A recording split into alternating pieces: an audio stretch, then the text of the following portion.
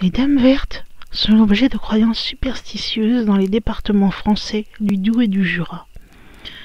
Elles se montrent dans les bois et les jardins. Monnier rapporte ces faits à l'Anna ou la Diane celtique et désigne les lieux où elles sont les plus en réputation. Tels sont les vergers de Mézières, les villages d'Enguerrand, de Ruan, de Verriat, de Gré et de Gigny, les rives des étangs du territoire de Cage, etc. Xavier Marmier consacre à la Dame verte cette gracieuse description.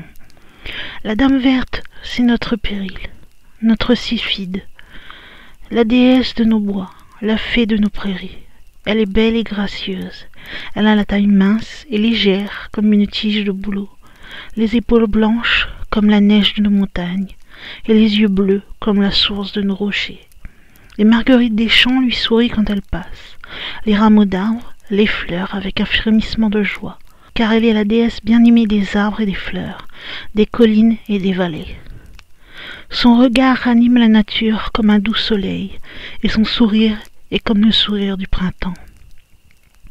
Le jour, elle s'assoit entre les frais faillis, tressant des couronnes de fleurs, en peignant ses blonds cheveux avec un peigne d'or, ou rêvant sur son lit de mousse au beau jeune homme qu'elle a rencontré.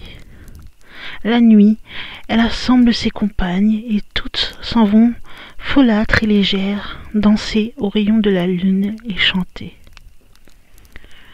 Le voyageur qui s'est trouvé égaré le soir au milieu de nos montagnes a souvent été surpris d'entendre tout à coup des voix aériennes, une musique harmonieuse qui ne ressemble en rien à ce qu'il a entendu habituellement dans le monde. C'étaient des chants de la Dame verte et de ses compagnes. Quelquefois aussi, les malignes sylphides égarent à dessein le jeune paysan qu'elles aiment, afin de l'attirer dans leur cercle et de danser avec lui.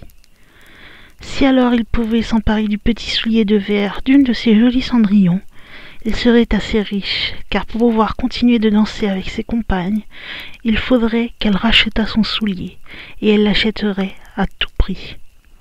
L'hiver, la Dame verte habite dans ces grottes de rochers, où les géologues, avec leur malheureuse science, ne voient que des pierres et des stalactites, et qui sont, j'en suis sûr, toutes pleines de rubis et de diamants, dont la fée dérobe l'éclat à nos regards profanes. C'est là que la nuit, les fêtes recommencent à la lueur de 1000 flambeaux, au milieu des parois de cristal et des colonnes d'agate.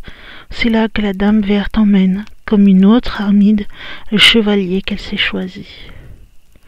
Heureux l'homme qu'elle aime, heureux ce sire de Montbéliard qu'elle a si souvent attendu, sous les verts bosquets de Villars ou dans le Val de Saint-Maurice.